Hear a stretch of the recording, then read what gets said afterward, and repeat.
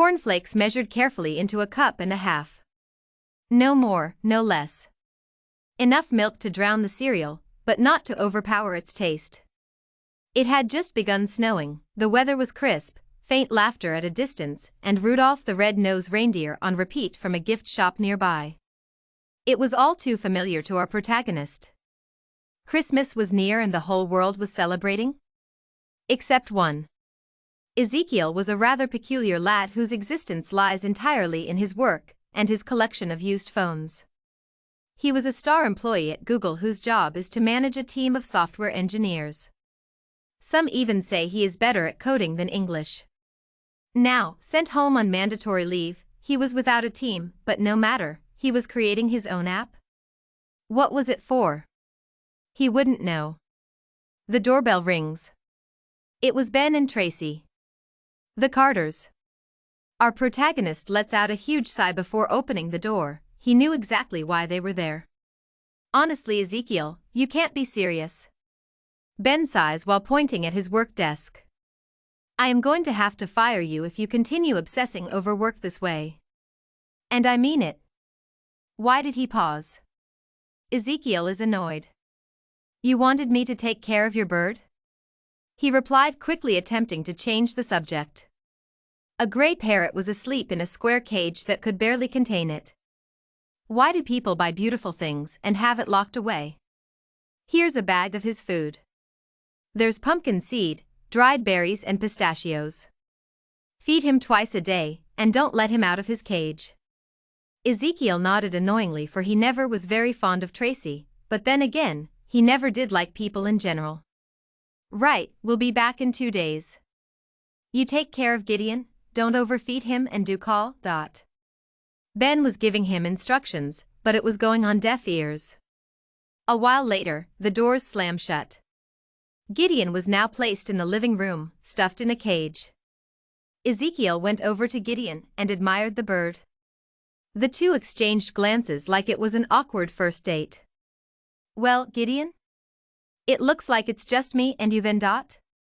Gideon is such a strange name for a bird who has gray feathers, a white face and a black, crooked beak. In fact, Gideon resembled a bird he had once seen a long time ago on the tele. Ah yes, Hedwig.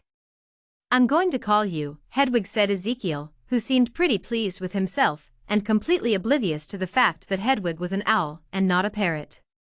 Hedwig's first night was spent watching Harry Potter and the Sorcerer's Stone with a peculiar protagonist who occasionally yelled, "Look, Hedwig, it's you." Ezekiel jolted out of bed at the sound of a cannon going off in the distance. Peeping through his bedroom window, he saw the yearly affair. The parade. People dressed in all kinds of silly clothing. Mr. Jackson, the repairman, dressed as Santa Claus like he does every year, a bunch of kids dressed as Santa's helpers, and a woman dressed as Mrs. Claus handing out free candy. One kid seemed to be dressed as the Grinch, which warranted a chuckle from our protagonist. He wouldn't want us to know that he secretly enjoyed the parade. Oh no, Hedwig. He sprinted to the living room to check on the bird, who had plucked out a couple of its own feathers. Hedwig, are you okay? Ezekiel asked with a hint of concern. Unfortunately, seeing as birds don't talk, a reply was not expected. Our protagonist then brought a handful of pumpkin seeds, berries and pistachios, and proceeded to feed the bird. This seemed to stop the feather plucking. For now. The parade was now directly below them. It was too loud to miss. Ezekiel slides open a door which led to the balcony. He placed Hedwig on a small stool, so they could both marvel at the sight of the parade. A famous celebrity singer, Mariah Carey, performing her Christmas classic, "All I Want for Christmas Is You." Mr. and Mr. Chow carrying their kid, Samantha, on their back cheering on. A bunch of teenagers dressed in black to express their distaste at Christmas traditions. It was at this moment, Ezekiel let out a smile, for he was too familiar with this behavior. He recalled rejecting Christmas at 19, educating his father to respect his decision, and imploring him to see beyond reason to the atrocities of the holiday. 2 slaps later, he realized it was in vain. Why do people think teenagers don't know what they are talking about? Hedwig let out a loud growl. Seconds later, another one. It was gradually becoming too loud to ignore that the neighbors were starting to take notice. History would have it, our protagonist hates to be noticed. The bird was now in the living room plucking out his feathers, while letting out the occasional growl that resembled a fierce dog. Ezekiel dashed to his computer and Googled this phenomenon. After about what seemed like an eternity, and about a dozen of feathers on the floor, he slides the balcony door shut, repeating this step to the windows to mute out the loud noise coming from outside. To no avail. The bird was now in complete distress, and our protagonist had run out of ideas. After a little more research, Ezekiel brings Hedwig into his bedroom, and closes the door, lifts his mattress with no measurable upper body strength, and tilts it against the window. This seemed to draw out the noise. Minutes later, there were no more growls. "You are really high maintenance, aren't you?" Ezekiel annoyingly said. The remaining Christmas day was spent gently whispering a bunch of thoughts that popped into our protagonist's head. Why do you think they have not gone back to the moon? Is Elon Musk really a genius, or is he masquerading to be one? Have you ever dreamed of another bird, a friend who can understand you? Have you dreamt about having a girlfriend? Someone who cleans her own feathers and set you straight? I have, not a bird but a human lady. Ezekiel smiled wide. Come on, let's get you some boiled potatoes. Oh dear, our protagonist's day is far from over. Potatoes were boiled, sliced and served to the bird. Hedwig immediately spit it out, for he was not fond of it. What is your problem, man? To which the bird let out a loud growl. After more research, a second round was served, filled with carrots. It was a success. Bird and man were now happy. Ezekiel then made instant noodles for himself and proceeded to watch Love Actually on mute and subtitles on.